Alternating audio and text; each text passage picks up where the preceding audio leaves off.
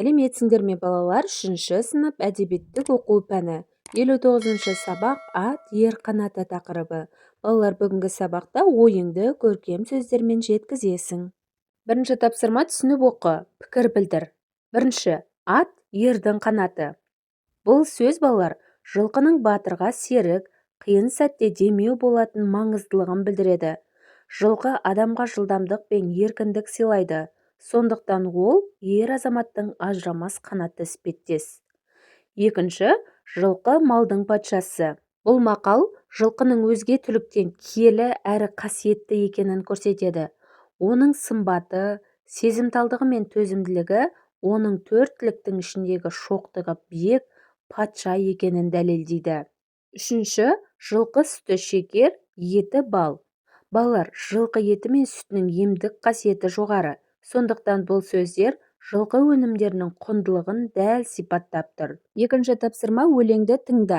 Өлеңнің тақырыбы атқа міндім. Шу жануар, бұл менің алғаш атқа мінгенім. Желдірмек боп атымды, қысып қалдым тақымды.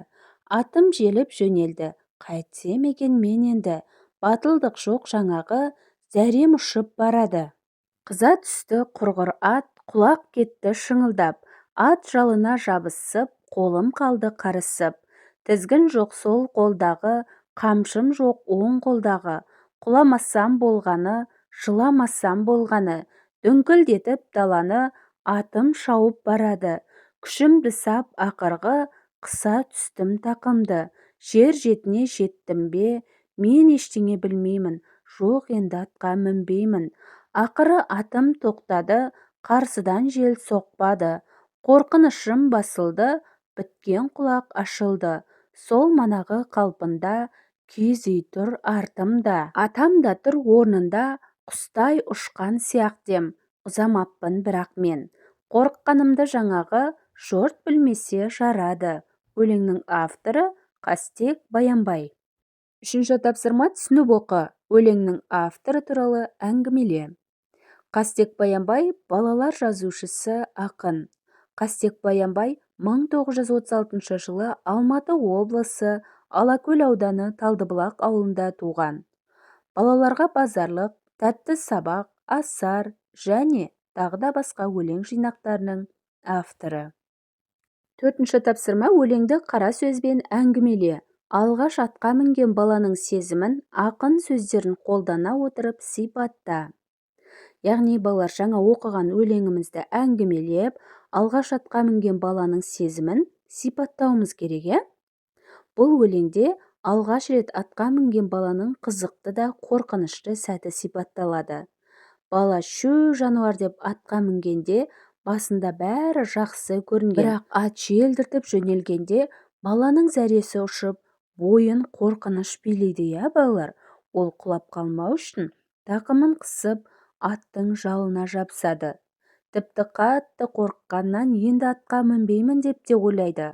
Ақыры ат тоқтағанда бала өзінің алысқа ұзап кетпегенін, атасы мен киіз үйдің қасында ғана тұрғанын көреді. Ол өзінің құстай ұшқандай болған сезімін және қатты қорыққанын өзге жұрт білмей қалса екен деп тілейді. Бесінші тапсырма, бір сәт атқа мініп шауып келемін деп қиялда. Сезіміңді шу жануар деген сөзбен және қимылмен көрсет. Балалар, бұл тапсырманы орындау үшін нағыз шабандоз секілді сезіну керек. Көз алдыңа кең жазық даланы және астыңдағы жүйрік атты елестет. Екі қолыңмен тізгін ұстағандай кейіп танытып, сәл еңкейіп, аттың үстінде шауып бара жатқандай тербел. Сенімді әрі жігерлі дауыспен шу жануар деп айт.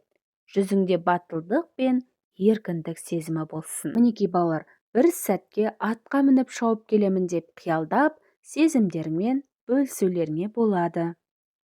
Алтыншы тапсырма, берілген тақырыптар төңірегінде ой бөліс. Бірінші, атқа міну өнер.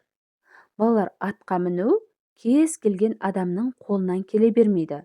Ол үшін атпен тіл табысуды, тепе-теңдікті сақтауды және аттың жүрісін сезуді үйрену керек. Сондықтан бұл нағыз шеберлікті қажет ететін өнер. Екінші, атқа міну спорттың түрі. Яғни балалар, атқа міну де спорттың бір түріне жатады. Атқа міну адамның дене бітімін түзеп, бұлшық еттерін шынықтырады, төзімділікке тәрбиелейді. Үшінші, атқа міну ұлттық ойын. Балалар, қазақ халқының тарихы жылқымен тығыз байланысты. Мысалы, көкпар, аударыспақ, қыз қуу сияқты ұлттық ойындардың барлығы ат үстінде өтеді. Бұл ойындар біздің мәдениетіміздің ажырамас бөлігі және ата-бабамыздан қалған мұра. Мінекей балалар, осымен бүгінгі сабағымыз аяқталды.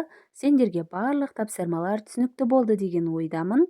Балалар, келесі жаңа сабақты жіберіп алмау үшін каналға тіркеліп қоңырауша белгісін басуды ұмытпаңдар. Келесі жаңа сабақта кездескенше сау болыңдар.